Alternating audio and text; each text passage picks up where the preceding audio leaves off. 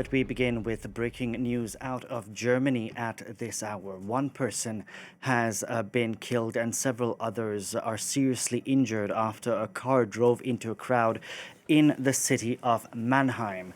Now, according to the authorities, one person has been arrested and a police operation is currently underway. We will be bringing you more details on that story as we get it. European leaders are grappling with how to re-engage with the United States in the aftermath of Volodymyr Zelensky's disastrous meeting with Donald Trump in the Oval Office. Over the weekend, European leaders, along with Canada's Prime Minister, gathered in London in a show of support to Ukraine. But for now, there is no plan to bring peace or protect against Russia without U.S. support. On his visit to the United Kingdom, President Zelensky has come to seek support from his European allies, but also try to mend ties with the United States. Regardless of what happened before, regardless of that, we are constructive. We thought the minerals agreement would have been signed. For our part, we are ready to sign. I honestly believe that the United States will be too. President Zelensky had travelled to Washington to sign a deal for the joint exploitation of Ukraine's vast mineral resources. But after a heated clash with Donald Trump, the agreement was left unsigned. The deal was to give the United States a share of critical raw materials, with Donald Trump saying it was a way to compensate Washington for billions of dollars in aid to Ukraine. Kiev is seeking US security guarantees from the deal and to use it as a first step towards a broader agreement. At the London summit on Sunday with Ukraine's European allies, France and the United Kingdom took the lead, saying they were ready to form what they called a coalition of the willing to ensure Ukraine's security.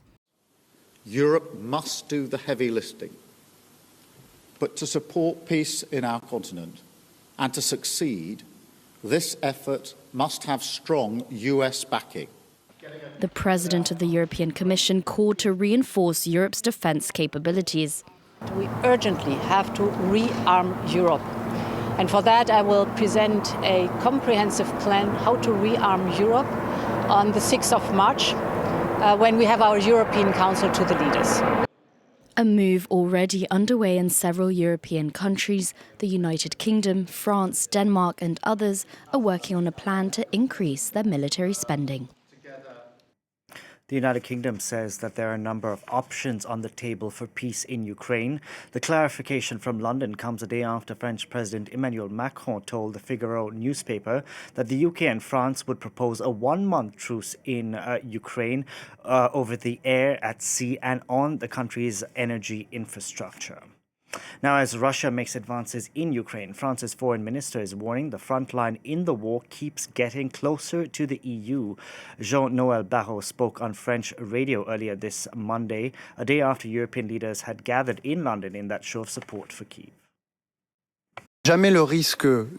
Never has the risk of war on the European continent in the EU been so high, because for 15 years the threat has been getting closer and closer. The front line keeps getting closer to us.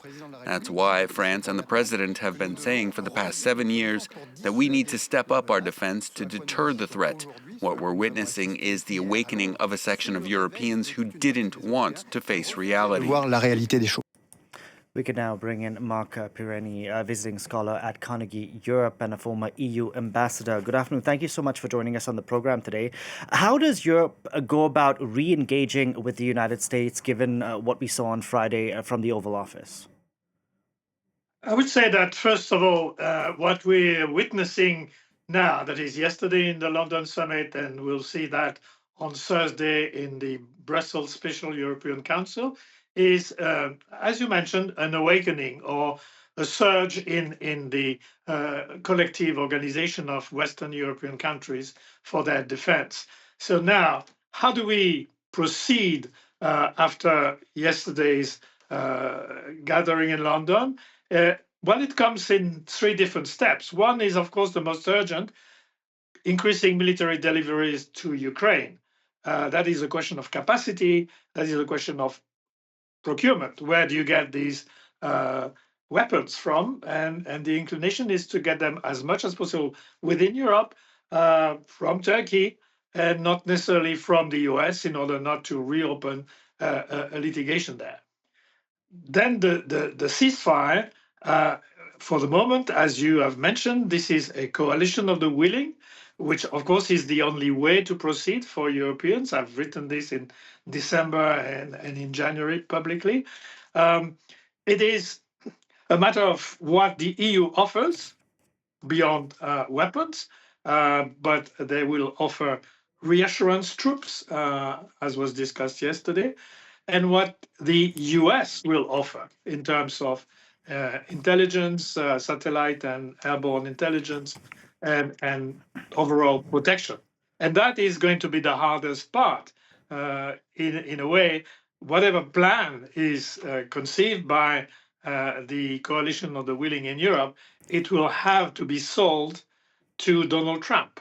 And that was not his intention. So that is the main question mark. I want to ask you about that because we had Keir Starmer who said yesterday that, of course, Europe needs to do the heavy lifting, but in order for peace in our continent to succeed, this effort must have strong U.S. backing. It seems, though, that Donald Trump sees himself as a mediator between Russia and Ukraine and not necessarily the leader of Western nations backing Kyiv.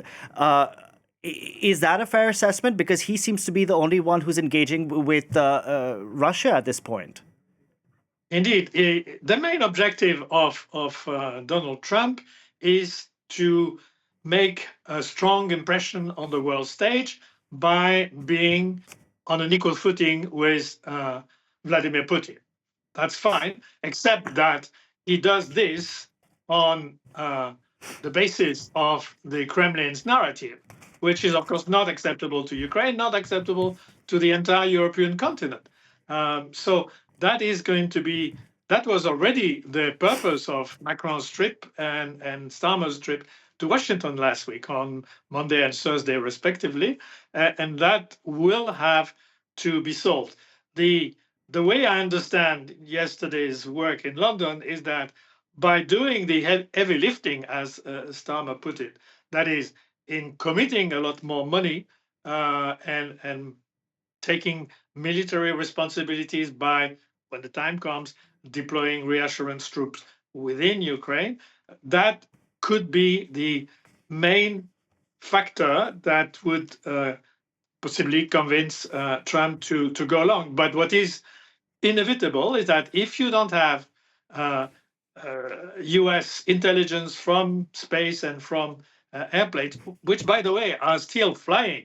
Yesterday, while the London summit was going on, you had NATO and US airplanes circling around Romania and around Kaliningrad. So this thing is still going on as of now. Ms. Pierini, if you watched the full press conference on Friday, one can assume that Donald Trump thinks, although we had Ukraine's president who kept asking about security guarantees for Ukraine, in Donald Trump's mind, it seems that if American contractors are on the ground in Ukraine as part of a minerals deal, that in itself will be some sort of deterrence. How does Europe go about convincing the US president otherwise, considering, as you said, Emmanuel Macron was there on Monday? Then we had Keir Starmer, who was there on Thursday, and then we still had that showdown in the White House.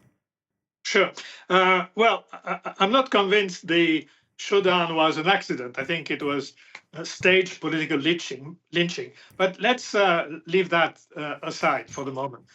If you have the mineral deal, what does it mean?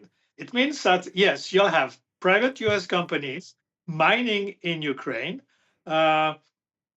Everybody in the West has been doing business with Ukraine since they were fully independent, and nobody has ever found rare earth there. But assume there are, this is going to take years before they are being identified, whether it's economic or not to mine them. And then if it is, it's going to take years to build up an industrial operation. So yes, there may be a handful of American citizens on the ground, probably private contractors, as a matter of fact, but that is 5 years away, 10 years away. So that is not the deterrent for tomorrow's operations by Russia.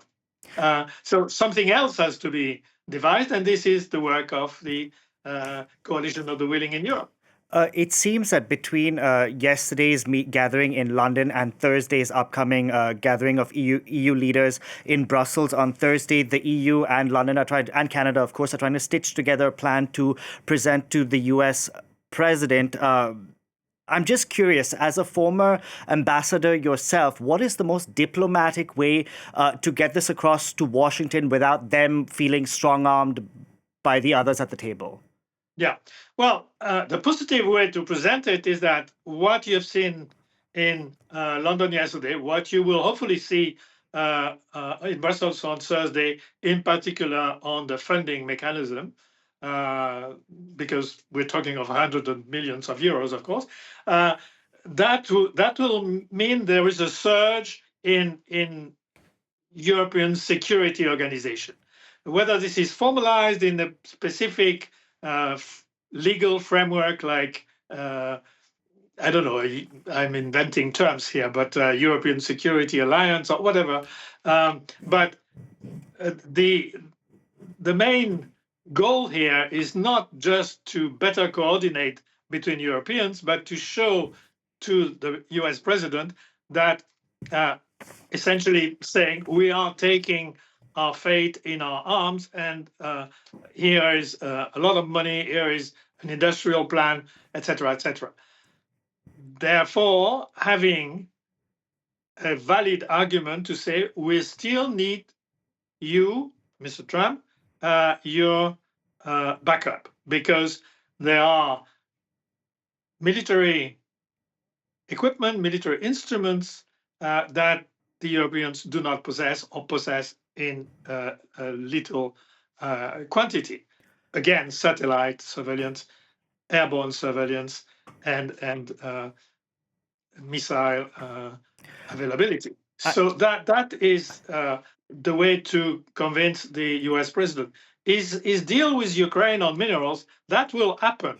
But there is something more than that and more immediate than that is needed if we believe that Ukraine should remain independent. And this is a very strong belief among the Europeans. Finally, I just want to ask you, yesterday we had European leaders, Canada, of course, who were publicly embracing Ukraine's President Volodymyr Zelensky, but not many of them really said why they were doing that. They didn't really speak about the elephant in the room, given what happened in the White House on Friday. It seems that EU leaders find it hard to put into words why they're embracing Ukraine. You yourself just said what happened in the White House on Friday was tantamount to state lynching. How do European leaders go about addressing the actual problem here? Well, first of all, I'll give you the answer of my generation. I'm a baby boomer, as you can see. So we have lived for 80 years here in Europe under what I call the enchanted parenthesis, that is, no major war on the European continent. Of course, there were limited wars, former Yugoslavia, and so on and so forth, but essentially the post-war security architecture delivered peace, and the European political architecture, the various treaties since 1950 up until the Lisbon Treaty, have delivered cooperation, economic prosperity, security, lack of inner fighting, and so on. So the fact that Russia, for no valid reason, invaded a neighbor, Ukraine, that means war is back in Europe. And this is why you have a collective reaction. You don't have a reaction to what I call the lynching in the Oval Office, the manners, if you want, of the president and the vice president. And some others will comment the way the Ukrainian president has behaved. But okay, leave the skirmish on the side. What you have essentially as a difference between Europe plus Canada and the US is the fact that the US doesn't recognize that there is an aggressor, there is a victim. The aggressor is Russia, the victim is Ukraine. And for European countries, if you deny this and sort of sell Ukraine to Russia for nothing, then we are all in danger, because the next step will be against Latvia, who knows, Estonia, Poland, etc. So that is why you have this surge. Marc Pierini, thank you so much for joining us on the program today.